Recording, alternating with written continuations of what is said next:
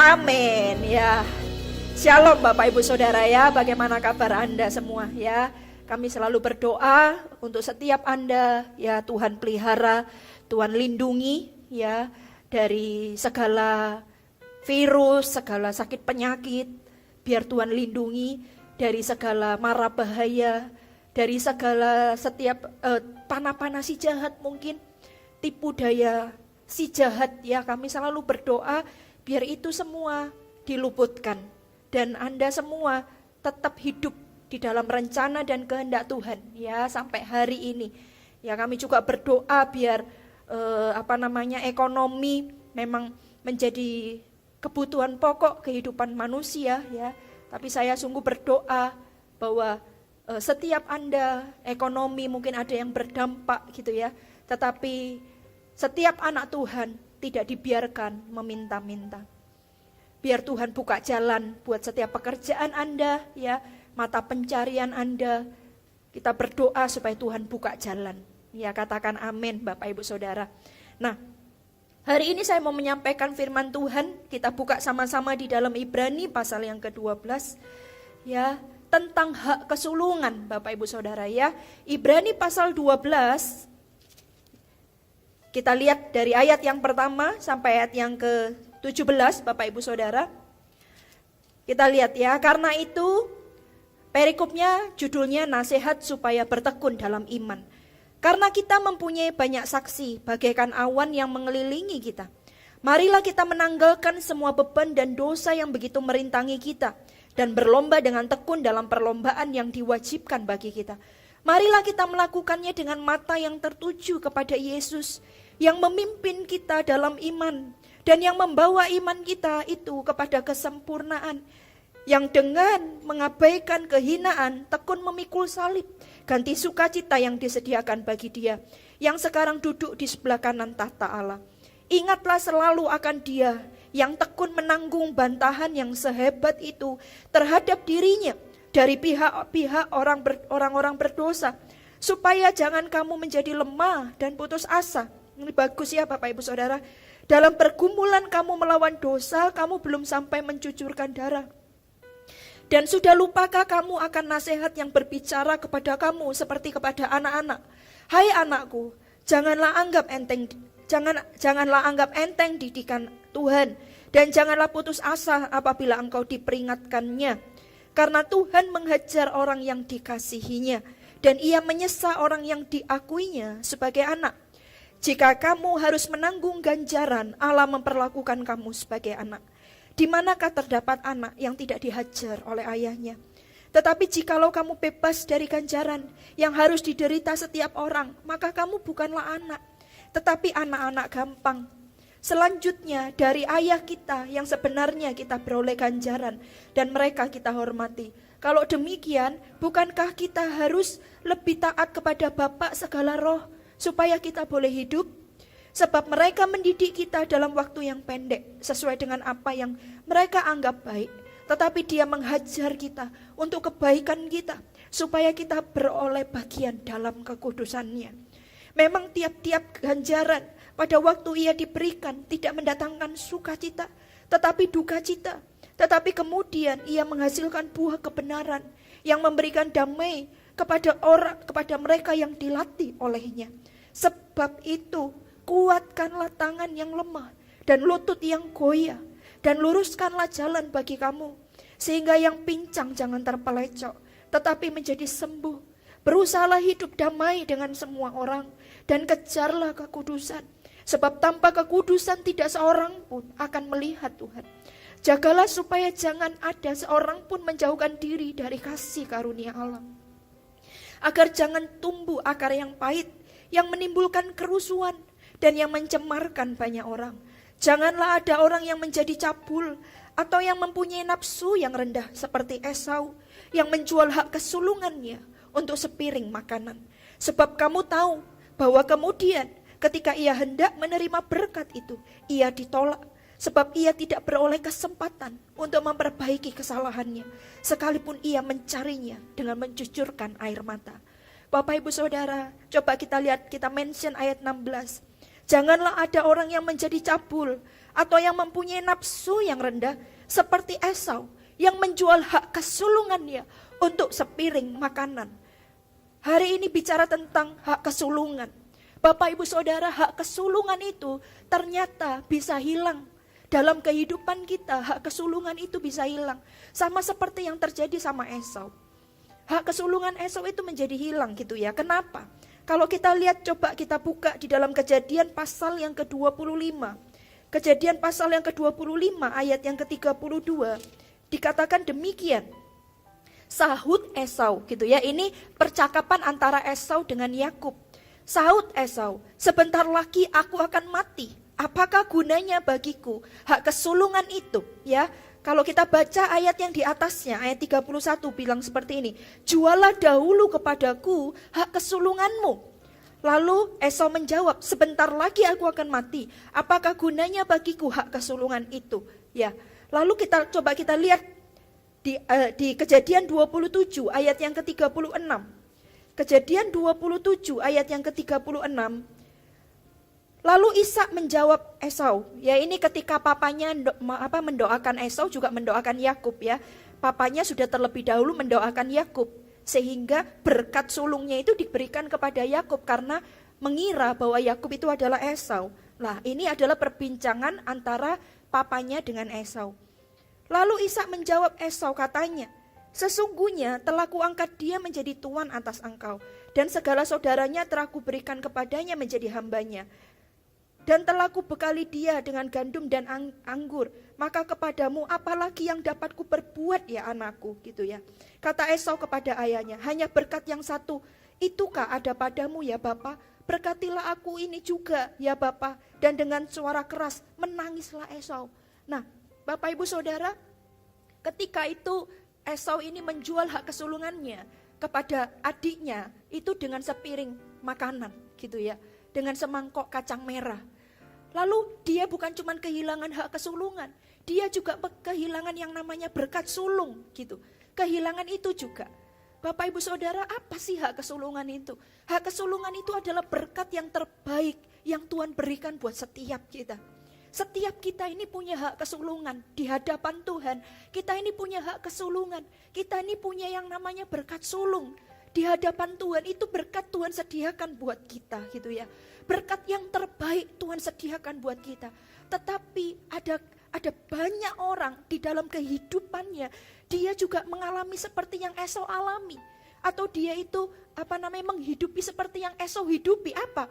Dia kehilangan hak kesulungannya itu. Dan bukan cuma hak kesulungan tetapi juga berkat sulung. Itu lepas dari kehidupan Esau.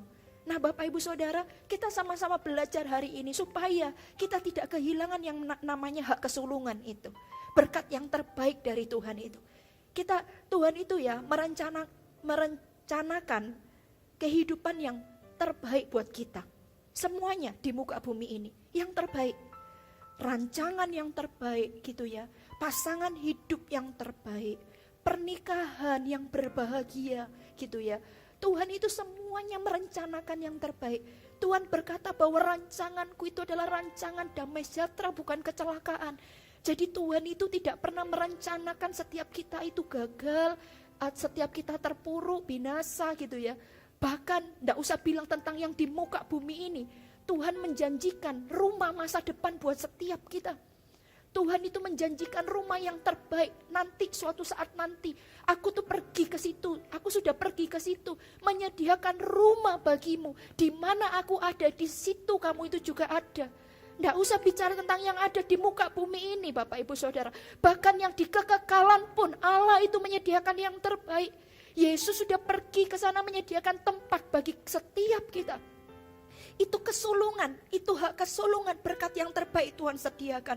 Tuhan tidak pernah merencanakan sesuatu yang buruk dalam kehidupan anak-anaknya. Tetapi kalau hari ini Anda mengalami yang buruk dalam kehidupan Anda, itu mungkin jangan-jangan kita menjadi seperti Esau. Tanpa kita sadari kita menjual hak kesulungan kita hanya untuk semangkok kacang merah. Kita jual berkat yang terbaik dengan berkat yang terbaik dari Tuhan cuma dengan nafsu dunia gitu. Sayang Bapak Ibu Saudara, itu ibaratnya ya Anda tidak mau hadiah utama tapi Anda itu maunya hadiah hiburan, Bapak Ibu Saudara. Anda tidak bisa lihat bahwa yang terbaik itu Tuhan sediakan.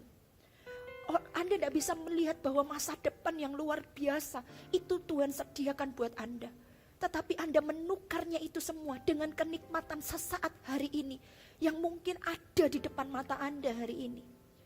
Dengan iming-iming yang segala sesuatunya seolah-olah lebih baik dari apa yang Tuhan tawarkan. Di muka bumi ini segala tawaran tak ada yang jauh lebih baik dari tawaran yang Tuhan berikan. Semua berkat di muka bumi ini, tidak ada berkat yang terbaik. Yang Tuhan berikan itu kepada kita, itulah yang terbaik. Bapak Ibu Saudara, katakan amin. Kita akan sama-sama belajar apa yang membuat hak kesulungan seseorang itu bisa hilang, Bapak Ibu Saudara. Poin yang pertama, coba kita lihat. Coba kita lihat di ayat yang ke-3, Bapak Ibu Saudara ya. Dikatakan demikian. Ingatlah selalu akan Dia yang tekun menanggung bantahan yang sehebat itu terhadap dirinya dari pihak orang-orang berdosa, supaya jangan kamu menjadi lemah dan putus asa.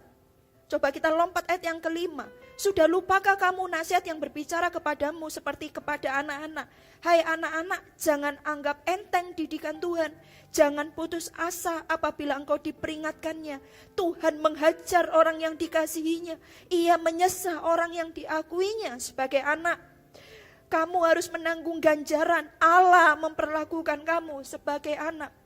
Kenapa orang bisa kehilangan hak kesulungannya? Poin yang pertama, karena dia tidak kuat karena dia itu tidak tahan proses, atau dia tidak kuat dengan yang namanya proses di dalam kehidupannya. Tuhan jelas berkata seperti ini, ingatlah selalu akan Dia. Bapak Ibu Saudara, kalau Anda mengalami proses dalam hidupmu, bukan karena dosa ya, ini tidak bicara tentang dosa, ini bicara tentang proses di dalam hidup kita. Kita tuh harus lihat teladan kita tuh siapa. Teladan kita tuh cuman Yesus, Bapak Ibu Saudara. Ayat 3 dikatakan, ingatlah selalu akan Dia. Kalau hari ini Anda merasa Anda tidak kuat, hari ini Anda merasa bahwa Anda tidak mampu, Anda harus lihat satu, Anda harus lihat Dia. Anda harus lihat Tuhan. Ingatlah selalu akan Dia yang tekun menanggung bantahan. Kata tekun itu berarti bertubi-tubi. Kata tekun itu berarti senantiasa. Kata tekun itu berarti selalu gitu ya. Selalu berarti dia tuh selalu mengalami bantahan. Dia selalu dicaci maki mungkin. Dikatakan menanggung bantahan yang sehebat itu. Kata hebat itu berarti sudah di luar dari kemampuannya. Kata hebat itu berarti sudah di luar dari kebisaannya. Dikatakan ingatlah selalu akan Dia yang tekun menanggung bantahan yang sehebat itu. Terhadap siapa? Terhadap dirinya. Dari pihak-pihak orang berdosa. Ini Yesus adalah orang yang benar. Dia manusia, 100% manusia, 100% Tuhan. Tetapi ketika dia menjadi 100% manusia, tidak ada kesalahan di dalam dirinya. Dia ini adalah orang benar. Dan yang memproses hidupnya itu adalah orang yang berdosa, Bapak Ibu Saudara.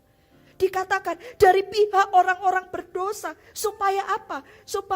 Supaya dikatakan gini, ketika kita melihat Yesus, maka kita tidak menjadi lemah dan putus asa. Wow, luar biasa ini ya Bapak Ibu Saudara. Kalau hari ini Anda sedang mengalami proses, dan Anda mengalami Anda tidak mampu, Bapak Ibu Saudara, dengar saya baik-baik. Ingatlah, pandanglah Dia yang tekun menanggung bantahan yang sehebat itu. Dari pihak orang-orang yang tidak berdosa ini, Yesus ini mengalami banyak fitnah, dicaci, banyak hal terjadi dalam kehidupannya. Dan dia tekun. Kata tekun itu berarti Tuhan ini mengalami berulang-ulang dalam kehidupannya. Saya cuma berpikir satu hal. Luar biasa Tuhan ini. Luar biasa. Ya Bapak Ibu Saudara, setiap kita ini punya prosesnya dalam kehidupan kita. Menjadi seorang pemimpin yang tangguh. Kalau hari ini Anda seorang pemimpin. Menjadi seorang pemimpin yang tangguh. Untuk menjadi tangguh itu pun perlu proses dalam kehidupan pemimpin itu. Untuk menjadi seorang Bapak Ibu Saudara, ada orang bilang gini, aku ingin berada di atas. Aku ingin menjadi seorang pemimpin. Aku ingin menjadi seseorang. Bapak Ibu Saudara, kalau Anda berkata demikian, Anda harus siap dengan setiap proses yang terjadi dalam kehidupanmu. Kalau engkau berkata, aku pengen sukses, aku pengen ini dan itu, Anda harus siap dengan setiap proses yang Anda harus hadapi, Bapak Ibu Saudara. Kenapa? Karena Tuhan berkata, karena aku menganggap kamu itu adalah anak. Kamu bukan orang-orang gampangan, kamu adalah anak. Mana ada orang yang dikasih yang tidak dihajar, kata firman Tuhan. Bukan cuma dihajar, disesah, Bapak Ibu Saudara. Kata hajar itu berarti tidak tanggung-tanggung. Diajar sama dihajar itu beda, Bapak Ibu Saudara. Diajar itu masih mungkin sesuatu yang lembut gitu ya, sesuatu yang mungkin kadarnya tidak sekeras yang namanya hajaran. Ajaran sama hajaran itu beda. Dan firman Tuhan katakan, Tuhan menghajar orang yang dikasihinya. Bapak Ibu Saudara, kenapa? Karena Tuhan tidak mau kita menjadi orang-orang yang gampangan. Bapak Ibu Saudara, cuman karena urusan perut, Esau menjual hak kesulungannya. Bapak Ibu Saudara, dia mungkin, ya saya tidak tahu ya, memang hari itu dia lapar segala macam, tapi kita bisa aplikasikan dalam kehidupan kita. Untuk kita menuju sesuatu, ada sebuah proses yang harus kita jalani, Bapak Ibu Saudara.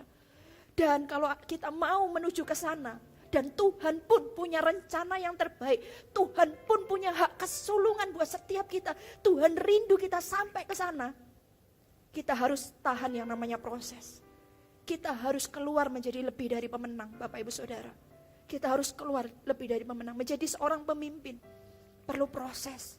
Menjadi seorang bos, seorang seorang yang memiliki sebuah perusahaan, ada prosesnya juga. Dan luar biasa saya mau katakan kepada Anda hari ini, kalau hari ini Anda sedang ada di dalam proses itu, mungkin Anda, Bapak Ibu Saudara, jangan punya mimpi seperti ini, aku pengen hidup yang nyaman gitu ya. Kata nyaman itu orang selalu berpikir tidak ada masalah dalam kehidupannya. Ingat ya, saya belum bicara tentang dosa ini. Ini cuma bicara tentang proses dalam hidup kita. Kata nyaman itu bukan berarti tidak ada proses dalam kehidupan kita. Bukan berarti tidak ada proses. Tetapi kata nyaman dan berbahagia itu adalah orang yang ketika proses terjadi dalam kehidupannya, dia bisa keluar dari itu semua. Dia bisa melewati itu semua. Katakan amin, Bapak Ibu Saudara. Ini luar biasa. Ya. Bantahan yang sehebat itu terhadap dirinya dari pihak orang-orang berdosa, supaya jangan kamu menjadi lemah dan putus asa. Hari ini kalau engkau seorang pemimpin yang dengar tayangan ini, saya mau bicara spesifik kepada setiap Anda. Siapapun engkau, hai pemimpin, engkau mungkin adalah seorang sponsor, atau seorang CGL, coach TL gitu ya, atau engkau seorang yang pegang departemental mungkin, ministry, siapapun engkau. Hari ini dalam hidup bergereja. Mungkin ketika Anda di luar sana, ketika Anda mungkin seorang pimpinan perusahaan, atau seorang kepala gudang, atau apapun juga. Mungkin engkau juga adalah seorang pegawai. Siapapun Anda gitu ya. Saya mau bicara ini secara spesifik. Anda yang adalah seorang pemimpin, baik dalam hidup bergereja maupun di luar sana. Dengar saya baik-baik. Setiap kita juga ada prosesnya. Tapi ingat satu hal, ingatlah akan Tuhan. Pandanglah Tuhan dalam kehidupanmu. Jangan menjadi lemah dan putus asa. Jangan menjadi lemah dan putus asa. Saya tuh bayangin ya Bapak Ibu Saudara, kenapa kok ya ketika firman Tuhan ini juga katakan bertekun di dalam iman. Lalu dikasih contohnya itu Tuhan Yesus. Lalu contohnya itu ya juga seperti itu. Menanggung dengan tekun menanggung bantahan dari pihak-pihak orang yang berdosa. Menurut saya Bapak Ibu Saudara, proses yang terjadi dalam kehidupan Yesus itu bukan karena kesalahannya, bukan karena dosa ini. Tapi itu diizinkan terjadi Bapak Ibu Saudara. Itu diizinkan terjadi dari pihak orang-orang berdosa. Itu berarti dia difitnah gitu ya. Dia ini orang benar difitnah, diizinkan terjadi. Tapi sekalipun Yesus mengalami itu, Yesus itu loh bisa kasih nasihat, jangan kamu jadi lemah dan putus asa. Berarti dengan kata lain, Yesus pun mengalami yang namanya dia bisa lemah. Imannya itu bisa lemah gitu ya. Mungkin ketika imannya lemah dan ketika dia putus asa, sedikit lagi dia bisa menjual hak kesulungannya itu. Kalau seandainya Yesus yang 100% manusia itu menjual hak kesulungannya karena keputusasaan dan kelemahannya itu, tidak ada kita semua di tempat ini, Bapak Ibu Saudara. Tidak ada kita semua di tempat ini. Tidak ada ceritanya Yesus mati di atas kayu salib menebus dosa Anda dan saya. Sehingga kita tuh sudah tidak ada jarak lagi sama Tuhan. Tidak ada itu. Tidak ada kita semua. That's it, sudah selesai, Bapak Ibu Saudara. Tetapi Tuhan Yesus tidak pernah kehilangan hak kesulungannya. Sekalipun dia mengalami proses dalam kehidupannya. Dia bahkan di titik dikatakan firman Tuhan. Ya, kalau orang bisa ngomong sesuatu itu kan karena dia mengalaminya. Kalau Tuhan bisa ngomong gini, janganlah kamu menjadi lemah dan putus asa. Itu kan berarti Yesus pun mengalami kelemahan dan keputusasaan. Tapi di titik itu pun Yesus bisa bangkit. Dengan kata lain, setiap Anda, ketika Anda mengalami titik itu pun, Anda juga pasti bisa bangkit, Bapak Ibu Saudara. Katakan amin. Anda juga pasti bisa bangkit. Ketika Anda mengalami kelemahan, keputusasaan itu, di titik itu Anda juga bisa bangkit sama seperti Yesus. Sehingga Yesus bisa berkata kepada kita hari ini. Dikatakan demikian bahwa jangan kamu menjadi lemah dan putus asa. Jangan kamu menjadi lemah dan putus asa. Wow, Bapak Ibu Saudara, apa yang jadi proses Anda hari ini? Apa? Saya tidak tahu mungkin, tapi dengar saya baik-baik. Mungkin orang di sekitar kita nggak tahu. Bahkan orang paling dekat kita nggak tahu. Tapi ingat satu hal. Kalau kita mengalami proses, penonton kita itu satu orang saja, Bapak Ibu Saudara. Siapa? Yesus namanya. Kenapa? Karena proses itu diizinkan terjadi dalam kehidupan kita. Karena Tuhan berkata, aku menghajar anak yang aku kasihi, kata Tuhan. Aku mendidik dia gitu ya. Barang siapa aku kasih dia, aku tegur dan ku hajar, kata Tuhan. Berarti ketika kita menjalani proses dalam kehidupan kita, penonton kita itu satu orang. Siapa? Yesus namanya. Dan kalau dia hari ini Bapak Ibu Saudara, kalau Anda berkata bahwa tidak ada seorang pun yang tahu apa yang aku alami, apa yang terjadi dalam kehidupan saya, aku gitu ya, kehidupan saya, Anda salah. Yesus tahu. Dan Yesus peduli. Dan Yesus itu mengerti. Apa pujiannya? Allah mengerti gitu ya.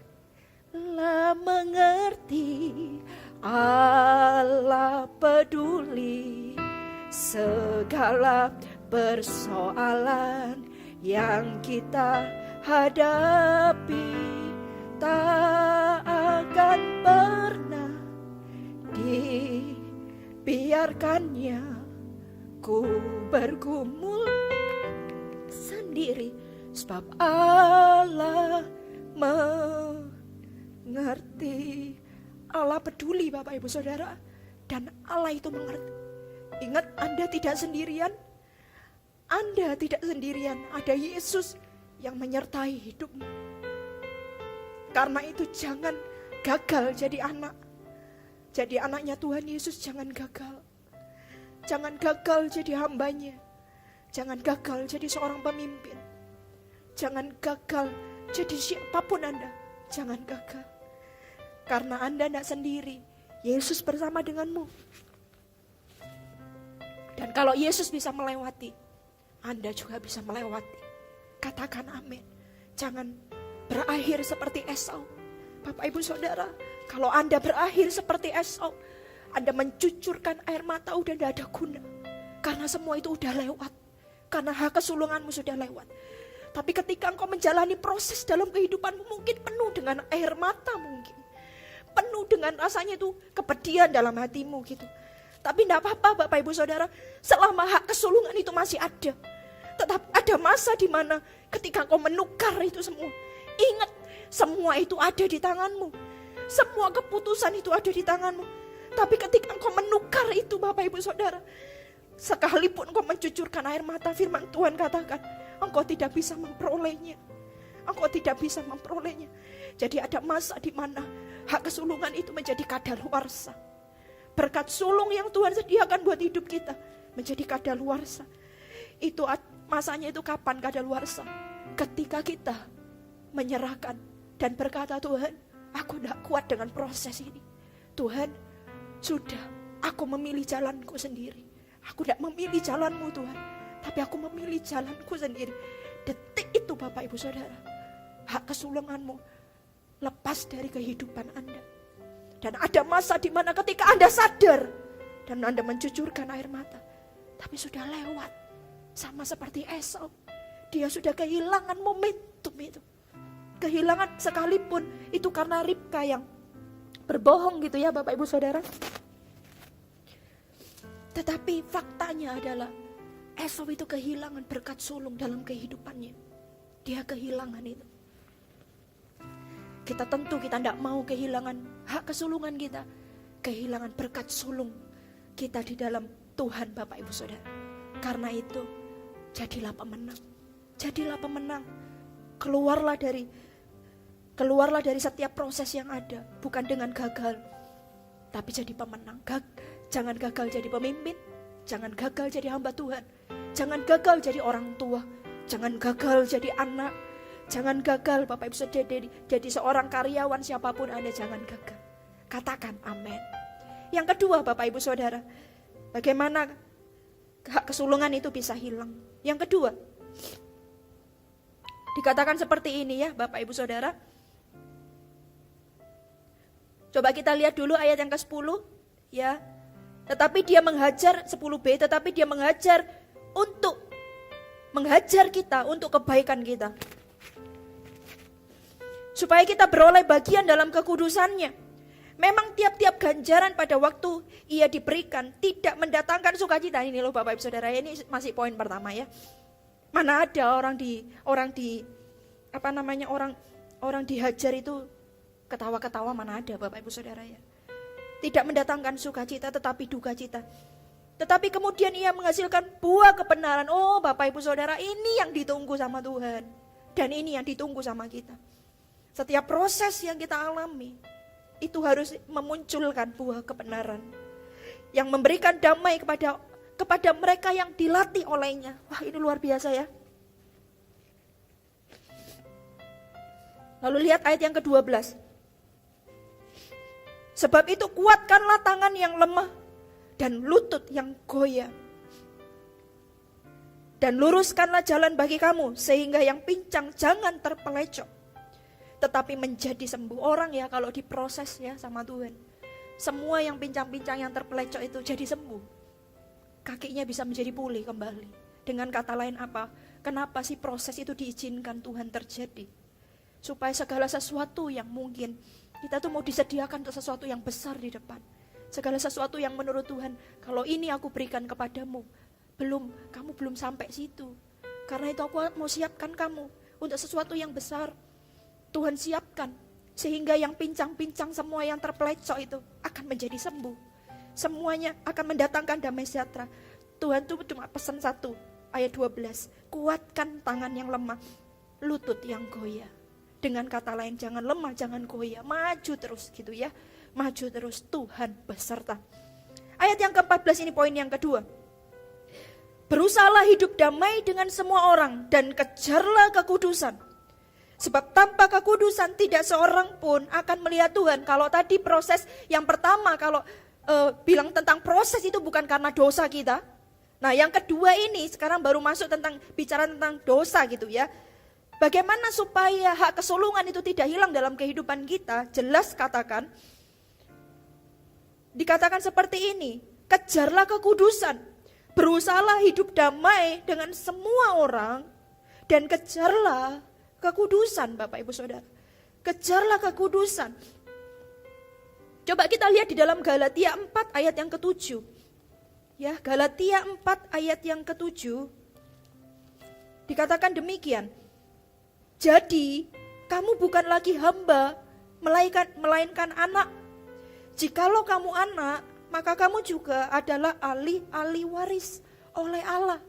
Bapak Ibu Saudara, dulu ketika kita hidup di dalam dosa, itu kita hamba dosa. Dan ketika kita itu dimerdekakan dari setiap dosa kita tuh menjadi anaknya Bapak Ibu Saudara. Status kita itu berubah. Dari hamba dosa, kita menjadi anak kerajaan Allah.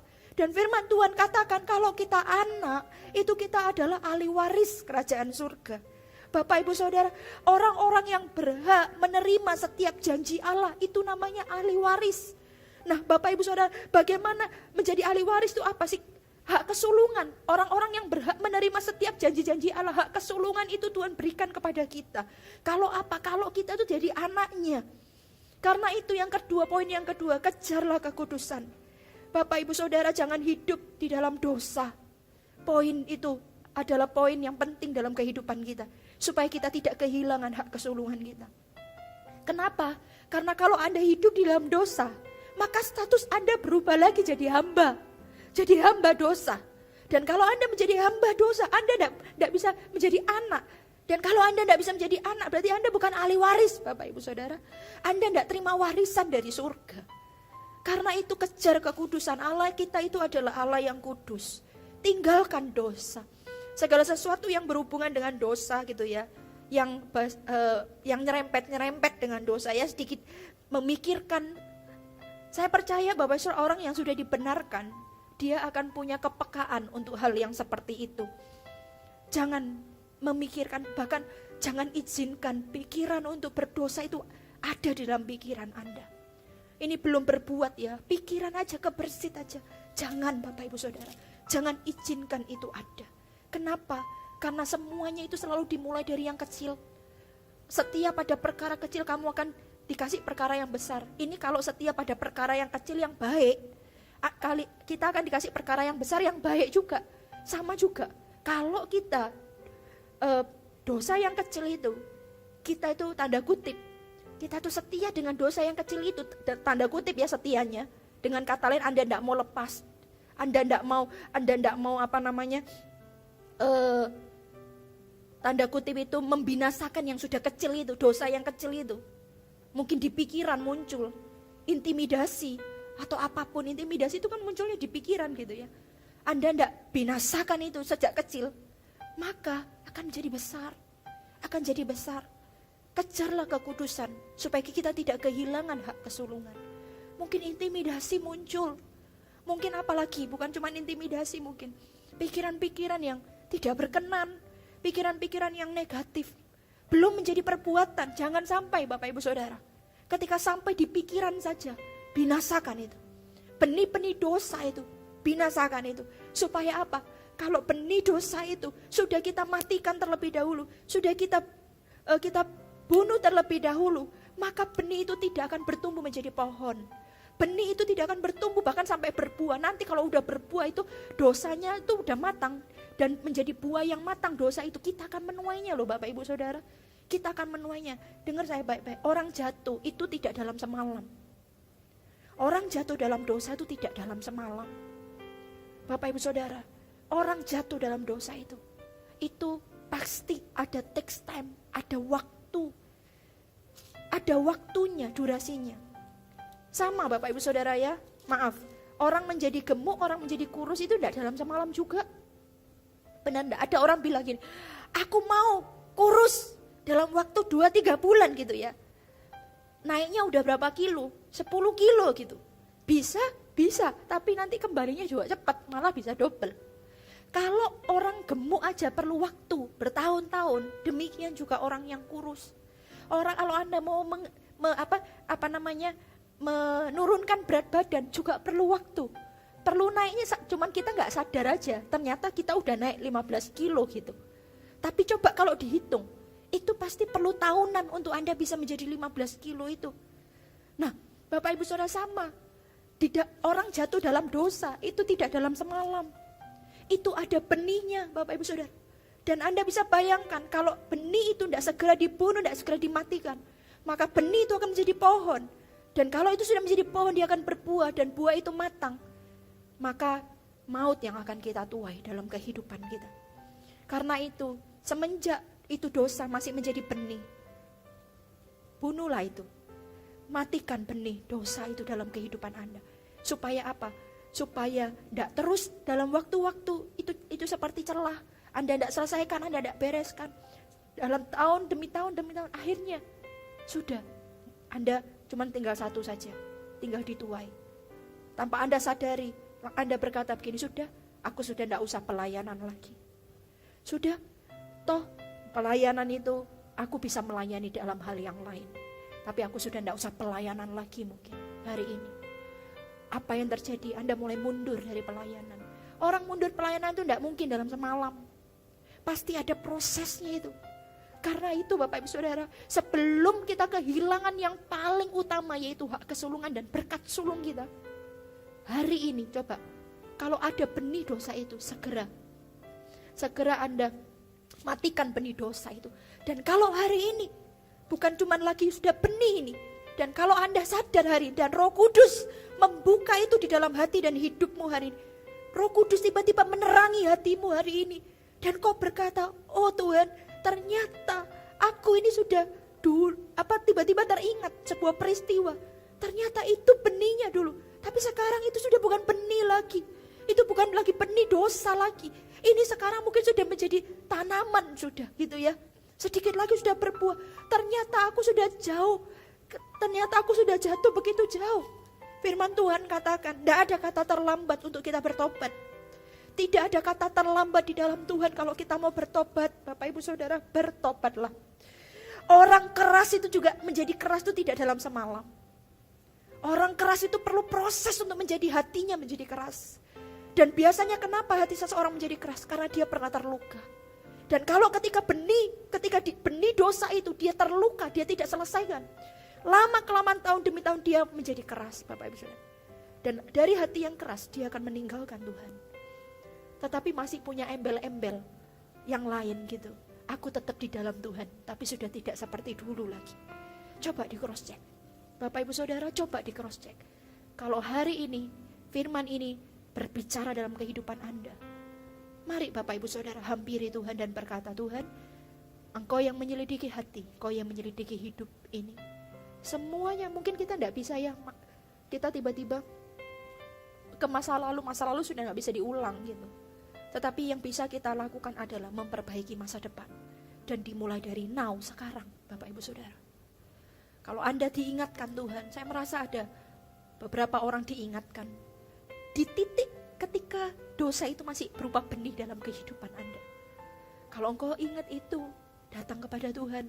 Sekarang ini juga minta ampun. Biar Tuhan pulihkan. Tuhan itu paling jago memulihkan kita. Katakan amin. Yang ketiga, bagaimana hak kesulungan bisa hilang? Dikatakan, coba kita lihat di ayat yang ke-15. Jagalah supaya jangan ada seorang pun menjauhkan diri dari kasih karunia Allah. Agar jangan timbul akar yang pahit yang menimbulkan kerusuhan dan yang mencemarkan banyak orang. Yang ketiga, jangan kehilangan kasih akan Tuhan. Bapak Ibu Saudara ya, jagalah supaya jangan ada seorang pun menjauhkan diri dari kasih karunia Allah. Jangan ada seorang pun yang dengan sengaja menjauhkan diri gitu ya. Baik sengaja maupun tidak sengaja itu menjauhkan diri dari kasih karunia Allah gitu ya.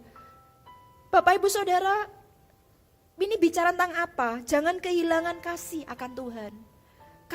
Kasih kita sama Tuhan itu harusnya makin hari makin bertambah. Makin hari makin cinta, Bapak Ibu Saudara. Makin hari itu makin jatuh cinta. Ya, Bapak Ibu Saudara, kadang orang bisa kehilangan kasih karunia itu bukan karena dosa, bukan. Bukan karena proses dalam hidupnya, bukan juga. Tetapi mungkin karena perubahan musim yang terjadi dalam kehidupannya itu. Jadi ini tidak bicara tentang proses, ini tidak bicara tentang dosa, tetapi kadang orang itu bisa kehilangan Tuhan tanpa dia sadari, gitu ya. Baik sengaja maupun tidak sengaja, dia bisa kehilangan Tuhan dalam kehidupannya. Kenapa bisa terjadi seperti itu? Kalau orang itu mengalami musim di dalam kehidupannya, perubahan musim. Pernah enggak Anda bicara begini, saya tuh cinta Tuhan, tapi itu dulu gitu. Dulu saya itu cinta Tuhan, tapi sekarang bagaimana gitu ya. Ya karena kesibukan, karena ini segala macam. Usia-usia profesional muda, usia-usia meniti karir gitu ya. Sekarang ya kalau orang meniti karir, orang kan dulu, kalau zaman dulu itu selesai kuliah itu meniti karir. Tapi sekarang ini anak SMA segala macam itu sudah selain bekerja, dia sudah punya penghasilan melalui online gitu ya. Dan penghasilannya itu terkadang wow besar juga, lebih daripada orang-orang yang di atasnya gitu ya. Penghasilannya besar juga. Ada musim yang berubah. Dulu enggak pernah punya uang gitu. Dulu enggak pernah punya uang gitu ya. Semua minta orang tua, semua ini. Ketika punya penghasilan, jadi berubah. Dimulai dari gaya hidupnya yang berubah gitu. Ternyata tanpa disadari, hidupnya pun berubah. Ya kalau gaya hidupnya berubah, pasti hidupnya berubah.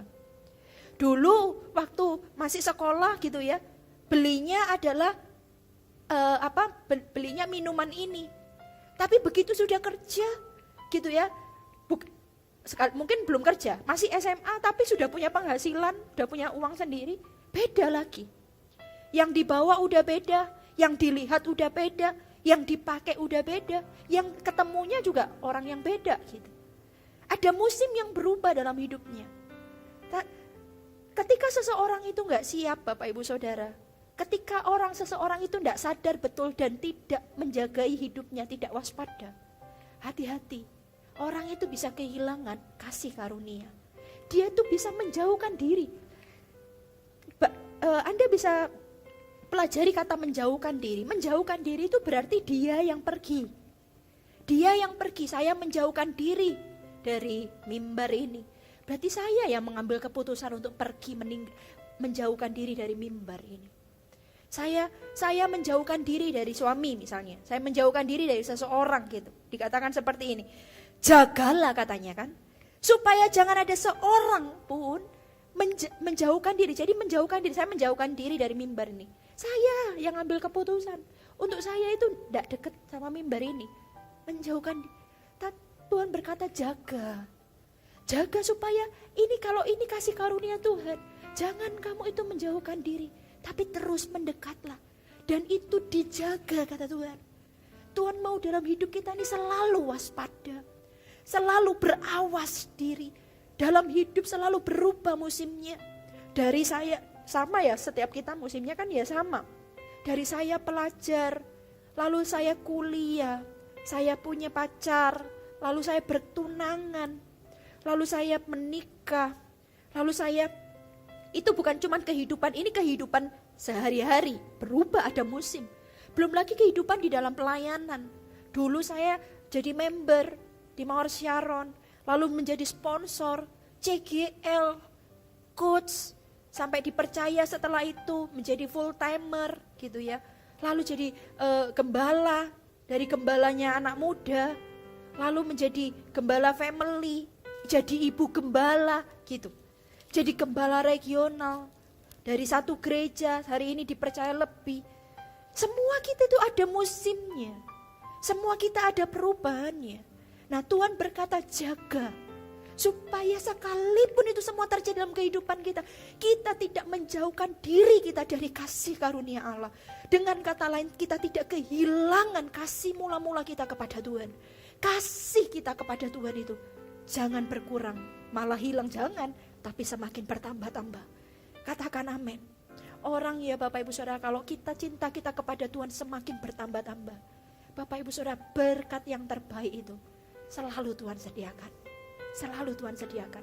Kalau dipikir-pikir nih, ketika saya sadar ya, dulu saya kan enggak tahu kalau tentang Yesus, taunya ya ketika sekolah minggu Yesus adalah Tuhannya orang Kristen, dan saya Kristen, ini Yesus adalah Tuhan saya. Jadi saya belum mengalami perjumpaan dengan Tuhan, tapi saya sadar sekalipun hidup saya dulu juga penuh dengan bukan struggle ya, penuh dengan penuh dengan banyak proses gitu ya. Kehidupannya tidak mudah. Tetapi saya tahu hidup saya dipelihara Tuhan. Itu saya sadar itu karena iman mama saya, iman orang tua saya. Hari ini kalau dibandingkan dulu sama hari ini, beda Bapak Ibu Saudara. Saya mengalami berkat demi berkat, berkat demi berkat yang kalau dibilang grafiknya dari dulu sampai sekarang, itu Bapak Ibu, berkatnya itu yang terbaik, yang terbaik, yang terbaik Tuhan selalu berikan. Bukan namanya penurunan Bapak Ibu Saudara, tetapi Tuhan itu bawa dari kemuliaan satu kepada kemuliaan yang lebih besar. Itu yang namanya berkat yang terbaik itu. Dan saya paham bahwa hari ini pun ini belum yang terbaik. Ada jauh yang terbaik yang Tuhan sediakan. keselamatan, saya boleh diselamatkan. Wow, itu hak kesulungan yang saya sangat bersyukur sampai hari ini. Saya itu bersyukur. Beberapa waktu yang lalu saya berdoa saat teduh sama Tuhan tuh saya nangis, saya dijamah Tuhan, saya dilawat Tuhan. Kenapa Bapak? Sederhana. Saya selesai baca firman dan firman itu banyak bicara dalam kehidupan saya. Saya tulis, saya coret-coret, saya kata-kata Tuhan gitu ya. Tanggal sekian ini Lani, kamu harus gini itu saya tulis. Selesai saya baca Alkitab, saya ambil gitar saya. Cuman gitaran begitu, saya dijamah Tuhan. Kenapa? Saya dijamah Tuhan. Sederhana, saya cuma bilang gini, Tuhan, terima kasih. Hari ini aku masih bisa dengar Tuhan bicara. Aku masih bisa baca Alkitab dan dapat sesuatu, aku bersyukur. Bersyukur menurut saya. Itu hak kesulungan. Kalau saya, Bapak Ibu Saudara, hak kesulungan bukan bicara tentang uang, bukan. Bukan segala sesuatu yang dunia tawarkan, enggak. Saya punya Yesus, saya masih dengar Yesus bicara dalam kehidupan saya dan saya masih bisa dengar. Saya masih bisa nangis dalam hadirat Tuhan. Itu saya itu sungguh bersyukur, menurut saya itu hak kesulungan. Karena saya nggak bisa bayangkan seandainya Tuhan ngomong gitu ya Bapak Ibu Saudara.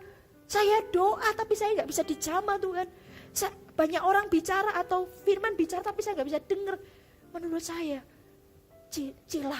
celakalah saya. Celakalah saya sebagai hamba Tuhan dan sebagai manusia. Hak kesulungan menurut kalau buat saya secara pribadi, masih ada Yesus dalam kehidupan saya dan saya masih bisa dengar suaranya. Itu buat saya kesulungan, hak kesulungan, dan saya nggak mau tukar itu semua dengan semangkok kacang merah. Bagaimana dengan Anda, Bapak Ibu Saudara?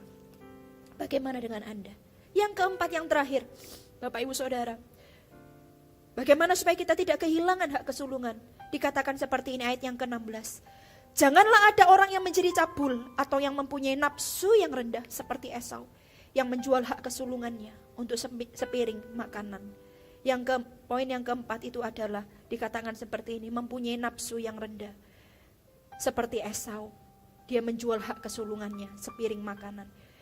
Yang keempat itu adalah dia memandang rendah dia memandang rendah hak kesulungan itu.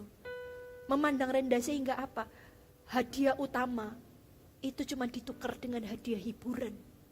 Bapak Ibu Saudara, cara pandang kita itu menentukan hidup kita. Cara pandang kita akan setiap janji Tuhan, akan setiap firman Tuhan yang Tuhan katakan, segala sesuatu, ya cara pandang kita itu menentukan. Karena itu berhati-hatilah dengan cara pandang kita. Esau itu memandang bahwa sepiring makanan dengan hak kesulungan itu sama. Dia memandang rendah hak kesulungan. Oh Bapak Ibu Saudara, saya berdoa Anda setiap cara pandang kita itu adalah cara pandang ilahi. Sehingga apa? Sehingga sekalipun hari ini Bapak Ibu Saudara, hari ini kita tidak bisa lihat kan, kita tuh yang tidak bisa kita lihat itu adalah masa depan kita. Tetapi sekalipun kita nggak bisa lihat masa depan, ada clue-cluenya untuk ke sana. Ada clue-cluenya gitu.